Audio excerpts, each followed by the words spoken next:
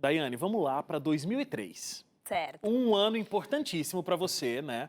E para o Brasil. Você conquistou o ouro, aliás, é o primeiro ouro do Brasil na ginástica, né? Foi nesse Mundial também que você conseguiu o salto com o teu nome, que a gente Isso, do conversou escarpado. no bloco anterior. Como é que foi viver aquele momento, aquela coisa, subir no pódio, ganhar uma medalha de ouro? E não só ganhar uma medalha de ouro, que foi a sua primeira, mas uma medalha de ouro que era inédita para a categoria no país, né? Acho que o Mundial de 2003 foi um Mundial muito especial para a geração que estava ali, né, naquele momento, e para a ginástica do Brasil. Acho que o Brasil teve a oportunidade de mostrar o trabalho sério que vinha fazendo durante muitos anos ali. A gente já tinha uma medalha de Mundial, que era a medalha da Dani, né? Antes, a Dani foi medalha de prata, e eu fui primeiro ouro de todos os esportes do Brasil, ali, esportes olímpicos, né? Então, ali a gente conseguiu mostrar quão sério era esse esporte aqui no Brasil, que algumas pessoas até então não conheciam.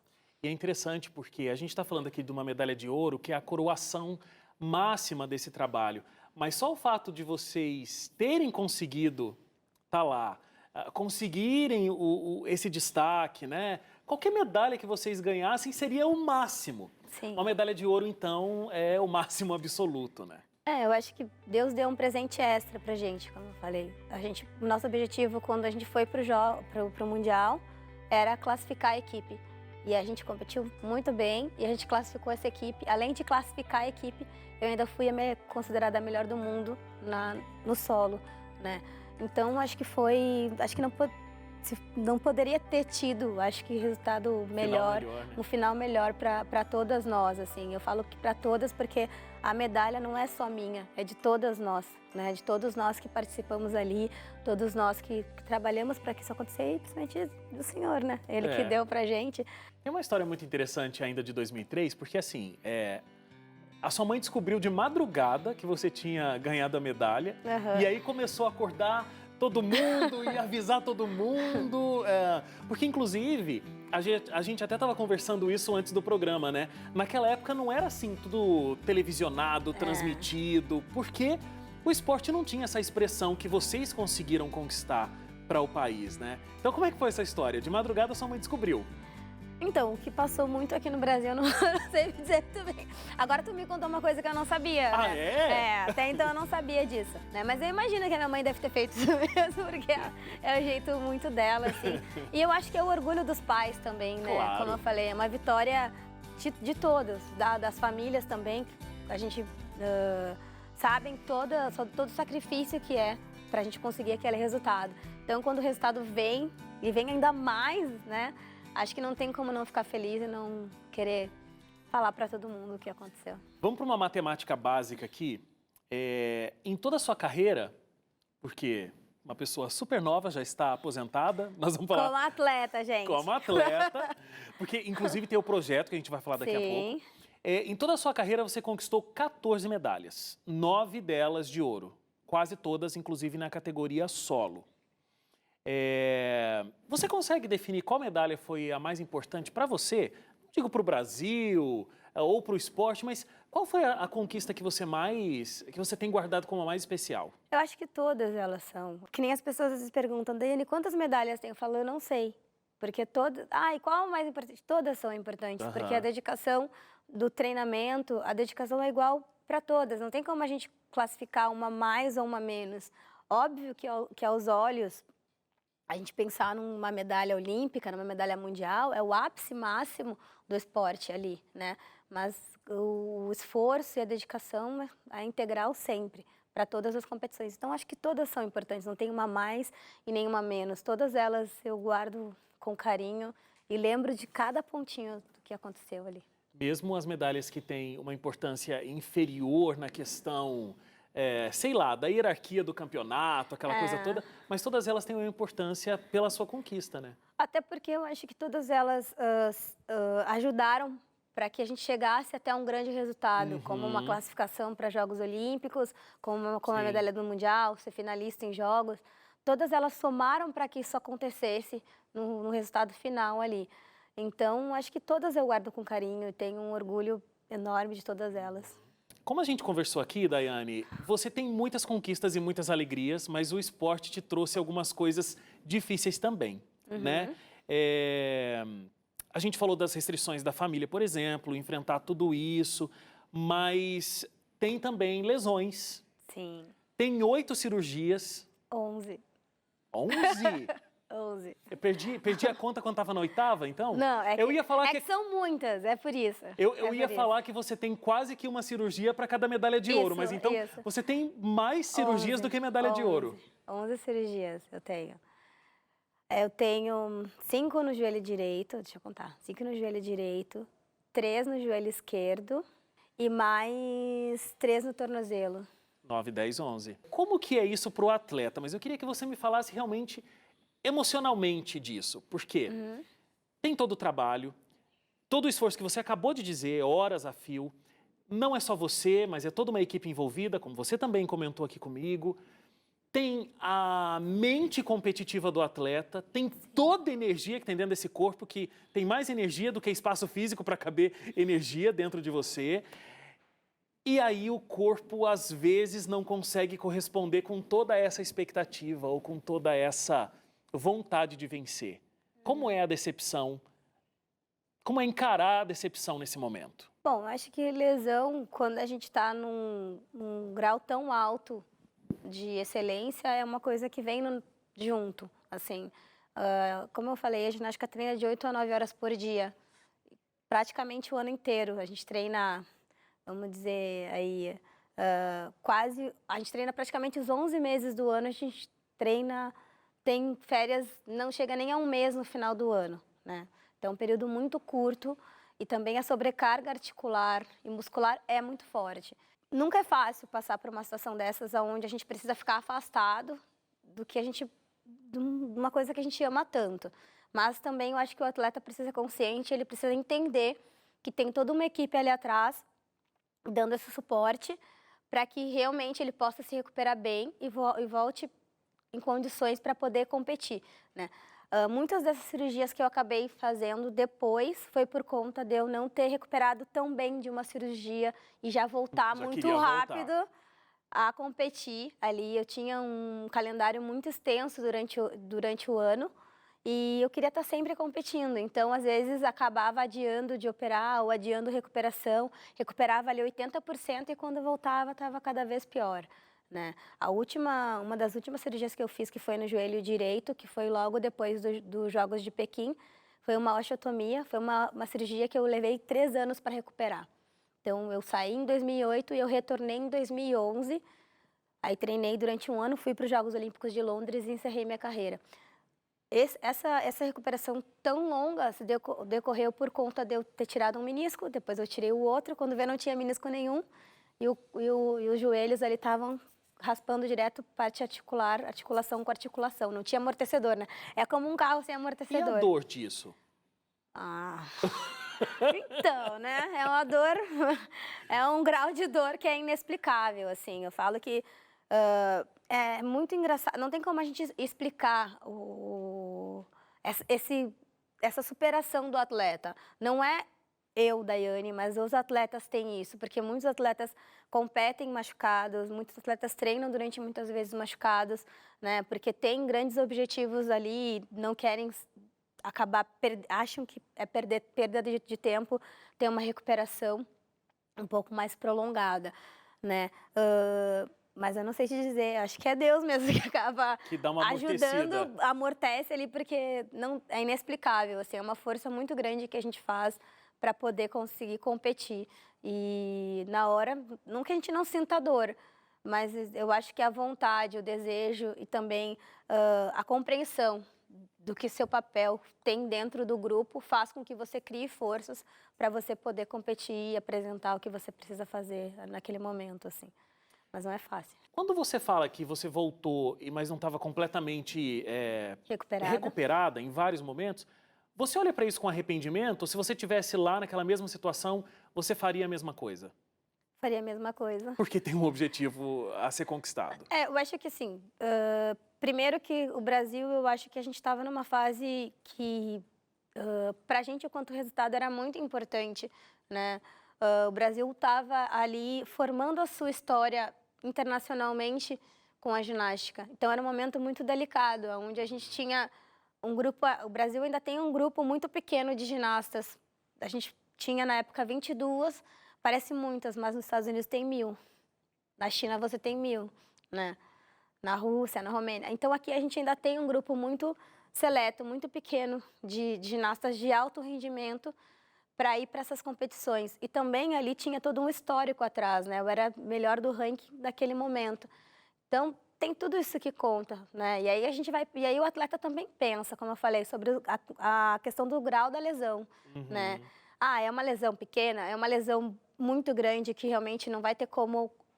vai piorar muito ou vai correr o risco de você realmente se machucar a ponto de você, né, se prejudicar para o pós-carreira, depois que você deixar de ser atleta, porque tem lesões que realmente, né, são lesões que acabam tirando o atleta, às vezes, do cenário esportivo ou depois, de uma certa forma, acaba ficando resquícios dessas lesões. Né? Então, acho que o atleta ele pensa muito nisso, mas se você for perguntar, todos eles vão responder a mesma coisa. Você está com dor? Tô. Mas você vai competir? Sim. Né? Claro. Porque realmente quer estar ali, né? Lutou tanto para conquistar aquele lugar, e aí na hora você não vai poder competir. Então, não faz sentido. Eu faria a mesma coisa. Na cabeça do atleta. Até porque foi uma decisão minha também, né? Não só da equipe técnica e médica, mas minha também. Então... Tem a sua palavra contando nisso. Você falou em sequelas, em consequências que ficam pós a vida atlética. Você tem alguma sequela? Você tem alguma coisa que ficou de todas essas lesões e de todas essas cirurgias hoje? Fora as cicatrizes, né? Que tem as medalhas, né? Tem. Tem Fora as medalhas aqui, né? Eu tenho, no meu joelho direito hoje, eu tenho uma restrição articular, né? Eu não consigo agachar 100%, mais por conta de uma fibrose que se criou ali, na parte do joelho, por conta de eu não conseguir durante muito tempo ficar sem agachar até o final. A não ser que seja, como a gente pode falar, uma forma traumática. Sei. Vai, mas tipo, depois eu vou ficar com uma dor muito forte. Então, criou ali uma restrição, ele não vai no ângulo máximo, né, do joelho. E uma questão também que eu sinto muito hoje é, se eu não faço atividade física, eu tenho dor no meu joelho. Você ainda faz uma atividade física eu preciso sempre fazer alguma coisa, ou correr, ou pedalar, ou fazer musculação, tem que estar sempre ativa. Se eu ficar muito tempo, assim, se eu ficar mais de um mês sem fazer nada de atividade física, eu tenho dor. Se eu faço, eu não tenho dor nenhuma, né, assim, tudo tranquilo. Mas, se eu deixo de fazer, eu tenho dores, aí eu não consigo nem caminhar direito. Vamos falar da sua aposentadoria e do seu projeto social. Não foi bem por causa de lesões ou por causa de cirurgias que você resolveu se aposentar, né? Como é que foi essa decisão e a criação do teu projeto social que se chama Brasileirinhos? Isso. Uma coisa tem um pouco a ver com a outra, na verdade. Muitas pessoas acham que eu parei de treinar por conta das lesões, e não. Na verdade, eu fiz um planejamento para parar de treinar. Quando foi em 2008, eu me planejei para 2012 encerrar a carreira. Eu fui contratada pelo Pinheiros, aqui em São Paulo. E aí o clube ele fez um programa de trabalho para atletas para 2012, para Londres. E eu era uma dessas atletas. Então, eu tinha ali um compromisso junto com o meu clube para seguir até lá. Então, eu aproveitei esse tempo para acabar de me formar na faculdade e, nesse decorrer, eu já sabia o ramo que eu gostaria de seguir, que era realmente o esporte vinculado com a educação. Então, depois de 2012, quando eu encerrei minha carreira, eu me dediquei muito para o projeto. E aí, em 2014, a gente escreveu o projeto, porque de 2012 a 2014 eu fui conhecer outros projetos, eu fui entender um pouco mais como funcionava, né, os projetos, exatamente qual era a minha ideia junto com o Brasileirinhos, né, e aí eu vi que realmente eu queria construir, ajudar na formação do caráter da criança e do adolescente que a gente atende lá no projeto, que são meninos e meninas de 6 a 16 anos, né, mostrar esse lado do esporte que é para todos, né, que também é uma questão que a gente ainda tem muito, que se criou um mito na ginástica, que a ginástica ela tem um padrão para essa criança, ou para esse jovem. Né? Você diz um biotipo? Um biotipo, que a criança que é mais alta não pode, a criança que é mais fortinha não pode se fazer, né? A criança que tem algum tipo de patologia não claro, não de forma muito severa, que ela não pode se fazer, e na verdade isso são mitos que se criaram.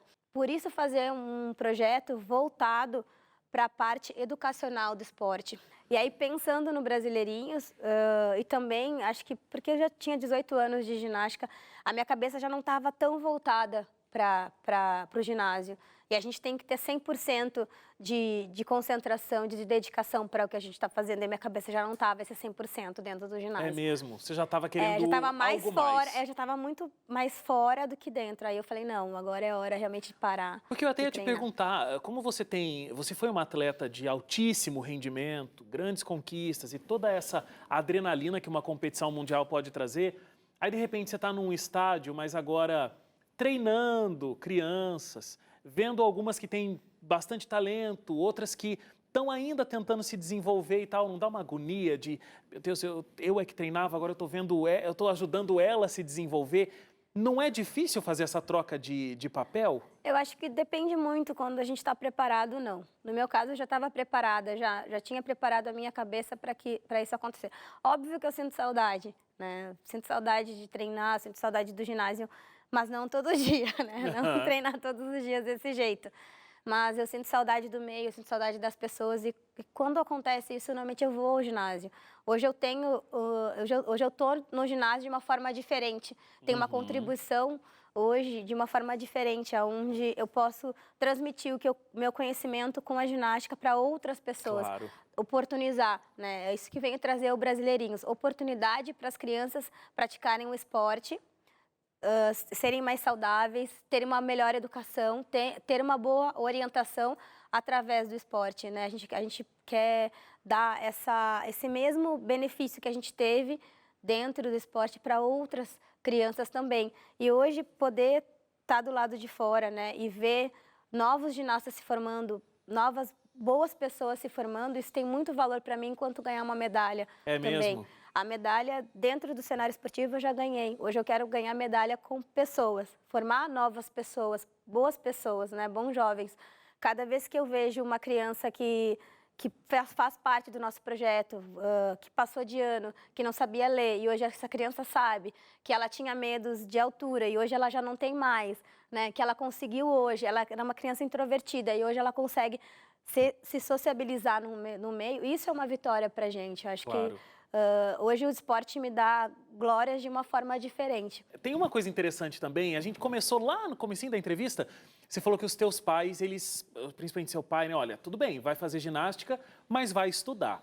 Essa sementinha ficou plantada em você, tanto que você tinha o sonho de conseguir se formar educadora física, isso levou 10 anos por conta de toda a rotina muito forte de treinamento, né, que obviamente você tinha. Mas você realizou esse sonho e hoje isso faz parte do projeto que você desenvolve, né? Um grande incentivo que você e os teus colegas fazem é que essas crianças não só se dediquem ao esporte, mas também seja a educação de forma integral, né? Que elas consigam boas notas e consigam se desenvolver na escola. Sim, dentro do Brasileirinhos a gente tem o acompanhamento escolar das crianças. Então a gente fala que para a criança chegar até o projeto, ela não precisa ser a melhor aluna, né? Ela não precisa ter as melhores notas. Mas ao decorrer do processo dela conosco, ela tem que ter uma evolução na escola. Então a gente tem esse acompanhamento e esse vínculo direto com as escolas por conta dos pais.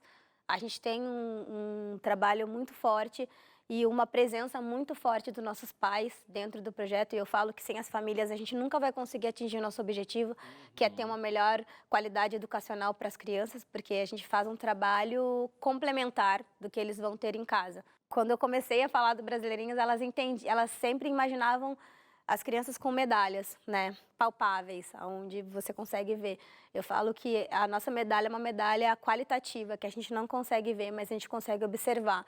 É o comportamento da criança, Legal. É a melhora dela na escola, é a melhora dela em casa, com os hábitos com os pais, com o meio que ela vive, a transformação dela, como ela se vê, né? A própria postura, a gente tem um trabalho muito forte, principalmente com as meninas, com a autoimagem delas. Você falou várias coisas aqui, mas para a gente terminar, qual você acha, Daiane, que foi a maior lição que o esporte te ensinou e que você quer passar para essas crianças que hoje você tem contato no Projeto Brasileirinhos? Acho que em todos os lugares tem diamantes. A diferença é a oportunidade que eles vão ter de ser descobertos. Às vezes a gente tem um diamante bruto em algum lugar e isso não é exatamente ser um atleta, eu falo.